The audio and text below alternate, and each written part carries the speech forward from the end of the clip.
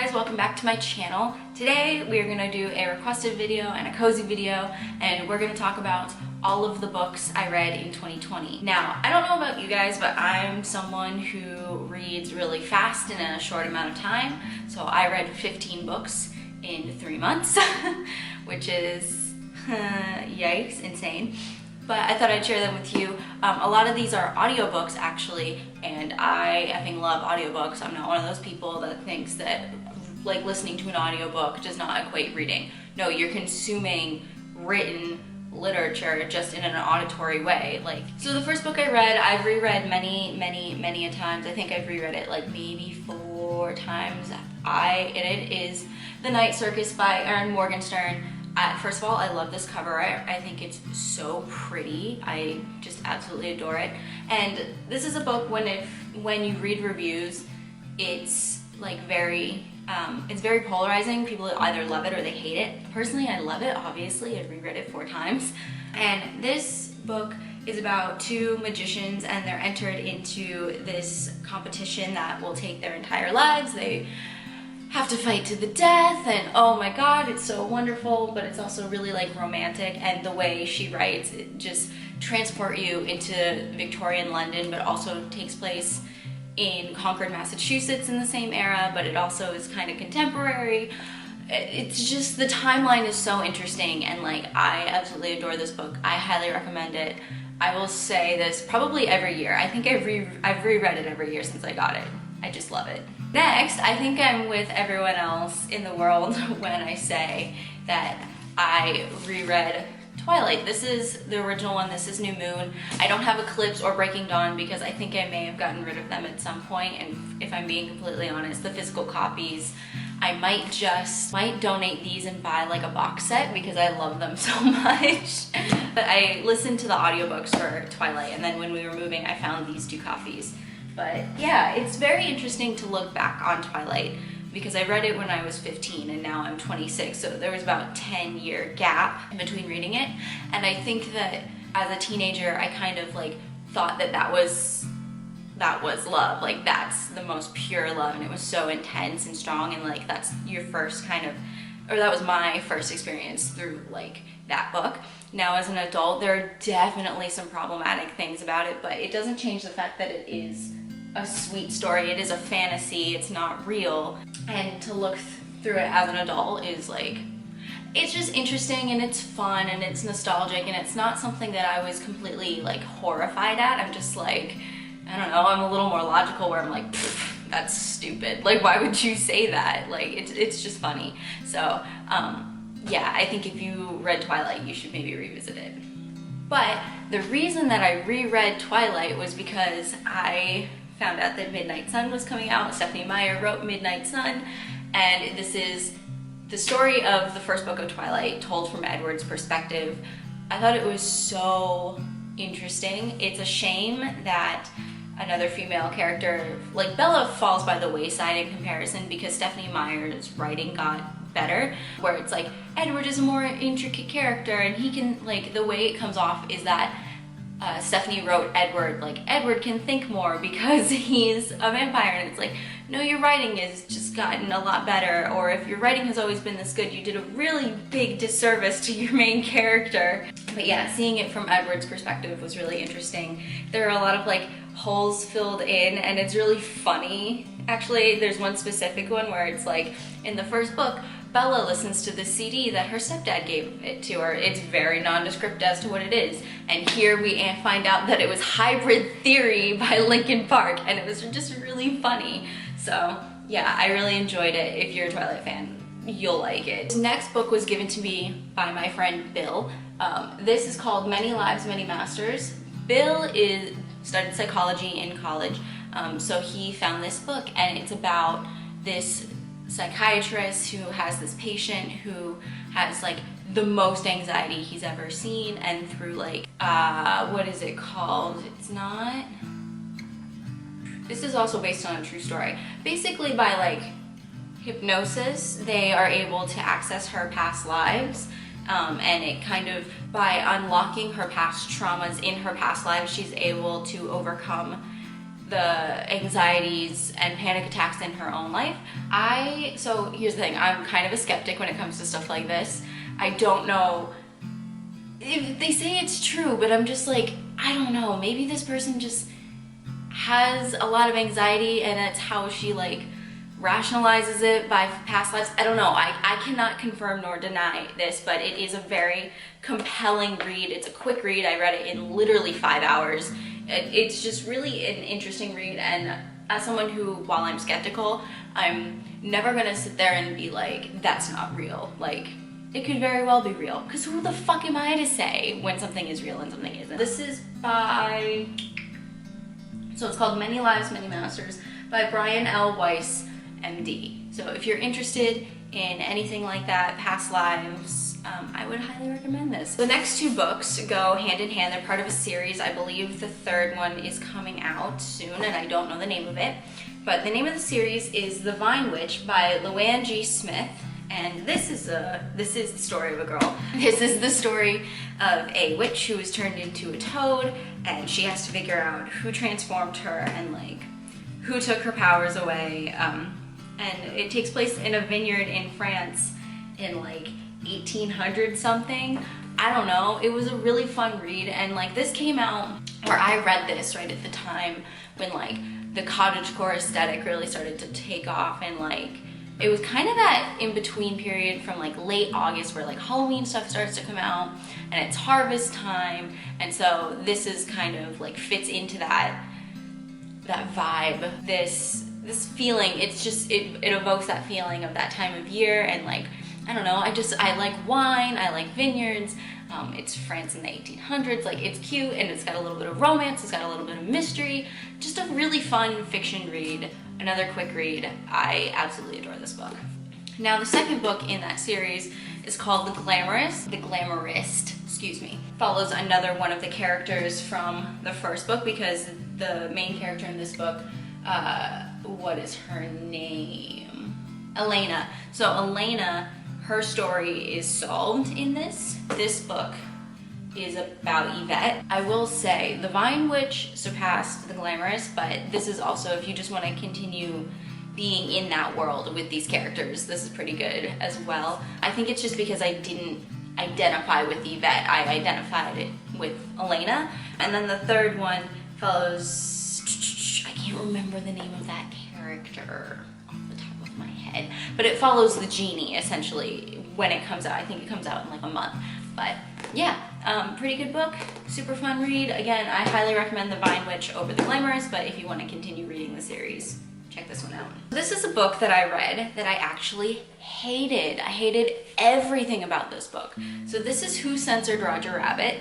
If you know me at all, you know that one of my favorite Disney movies is Who Framed Roger Rabbit. I think it's so funny, I think it's so clever. The production level is unmatched by anything I've ever seen, ever. Just everything about that movie, I think it's a masterpiece. It is a masterpiece, and it is loosely based, and fucking like loosely based off of this book.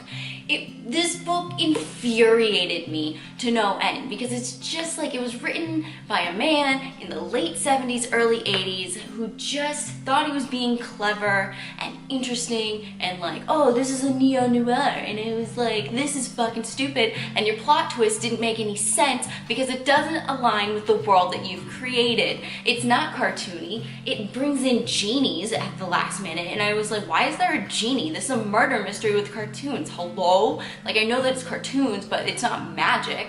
Like, ooh, just, I hated everything about it. A lot of his descriptions were so sexist, and like, he tried to guess like waist size. He was like, oh, tall, skinny, definitely a size 2, and I was like, ew. And then like, some of his descriptions of like characters were super racist, and I was like, no. So this was just the most infuriating thing. I read it cover to cover. I hated it. I hated it. The last physical book I read, I didn't read the whole thing yet, but at the suggestion of my friend, he said, oh, you're a big Edgar Allan Poe fan, you should check out H.P. Lovecraft. And I did, and this is a collection of short stories, and I've read a few here and there. I started to read it around October, but that was around the time that I started to like fizzle out with the reading. But I read The Outsider and the Music of Eric Zane. Those are the first 2 stories. they're really good. The Outsider is so good, and again, it's like a 10-page short story, and it just has that eerie feeling of like, his writing is kind of vague, so you have to figure out what is making you feel so discomforted and like what is that eerie element. He obviously is very close to Edgar Allan Poe, Edgar Allan Poe being his predecessor, because this was written, all of his stories were written in the 1920s. Very interesting take on a scary short story, and if you know me, you know I can't be scared.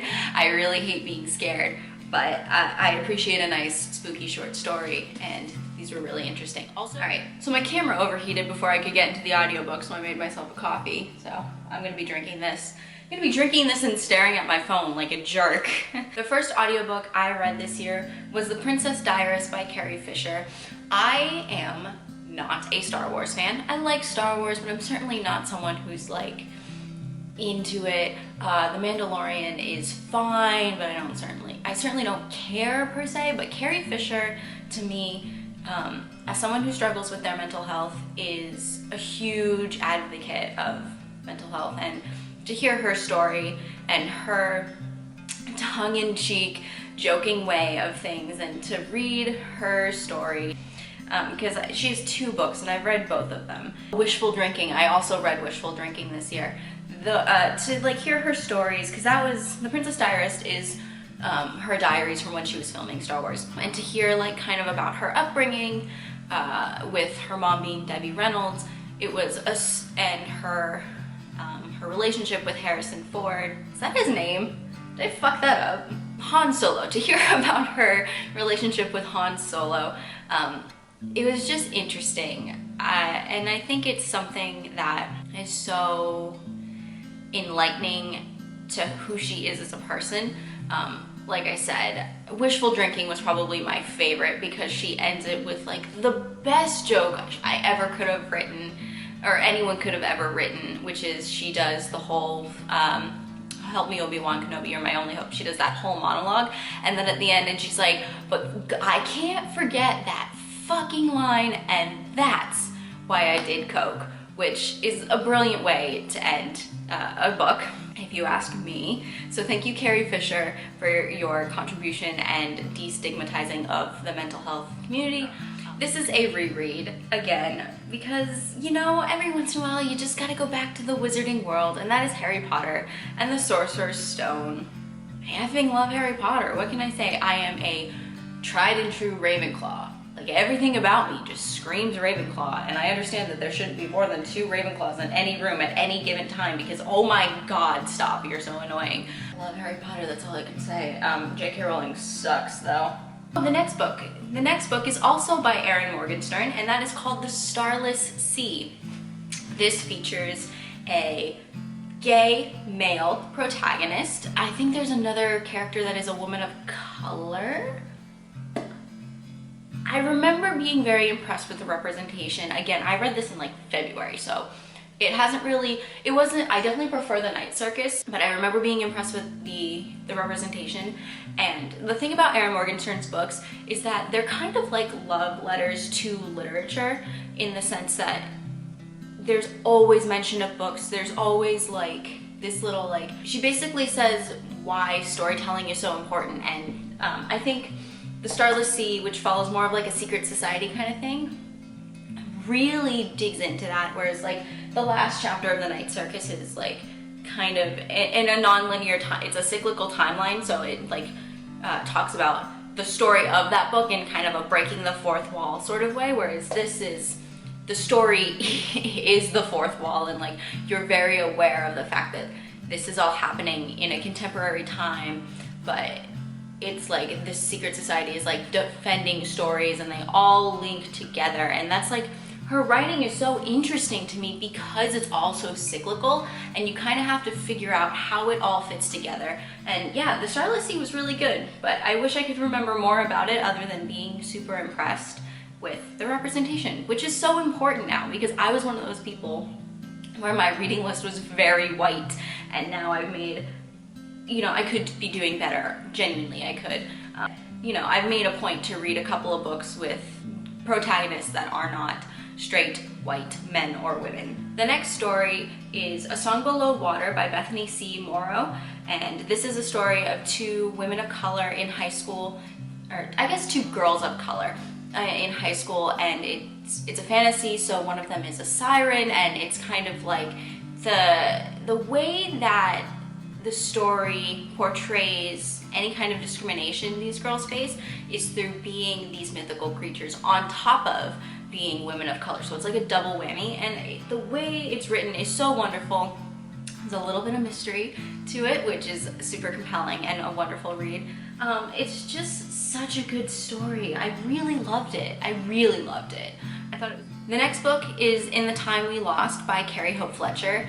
I adore Carrie's books. I adore Carrie's books. They are always so sweet. They're chick lit, which is women's literature, but they're just so sweet, and they always have a little bit of magic in them. This is a story about this girl who breaks off her wedding gets broken off, and she goes to this island to like start anew, and she meets this guy, and it's such a sweet story, and it seems like it's gonna be a normal story, but the ending has a little twist to it, and not in like a whoa, I didn't see that coming, but in a like, oh, like that's reality kind of thing. And yeah, things don't always work out the way you planned, and it was just nice to read. I adore Carrie's books for that. They're always like that. They always reference some sort of theater, or like she has Disney magic in her books, I swear. The other book I read is also by Carrie Hope Fletcher, and that is All That She Can See. This one is about a baker who can see people's worst, I don't want to say personality traits, but if someone is anxious, she can see that person's anxiety, and she bakes all of these good feelings into cakes, and she meets someone who can do the inverse of what she can do, and he sees the best like in everyone, but unfortunately it drives him insane, so he puts all of the bad feelings into what he makes, which is drinks, and there's a bit of silliness that happens, and they have to fix it. It's fun. It's a fun read. That's all I can really say. It's a fun read. I loved it. And then I was also looking, because I have 3 Audible credits, I was looking at Mexican Gothic, which seems really good. It's a mystery that takes place in the 1950s in Mexico, and it just seems like it's beautiful. I was also looking at Such a Fun Age, which is a story about 2 women in their 20s. One is a black woman, one is a affluent white woman, and it's kind of like what it means to have a shared experience, and like what the black woman goes through and what the white woman goes through, and it seems very interesting. And then the last one I looked at was, what did I look at today? Oh, the last one is called The Cousins. It's very Agatha Christie, like, and then there was one kind of book. It seems interesting, but I think I'm leaning more towards Mexican Gothic. I really am, because it just seems so enticing. Alright guys, so those are the books I read in 2020. Those are the books I'm thinking about reading. I'll get to them eventually. Let me know what books you guys read in 2020. Let me know what book you think I should pick up next, or any book suggestions you guys have. And that's pretty much it. So thank you guys for watching another day of Vlogmas. Leave me a like, leave me a comment. All of that interaction helps me so much on YouTube, and I appreciate and love all of you. I hope you are having a wonderful holiday season. Happy Christmas, Happy Christmas, Harry. Merry Christmas, Happy Hanukkah, Happy Holidays. I hope you all are having a wonderful day. Bye.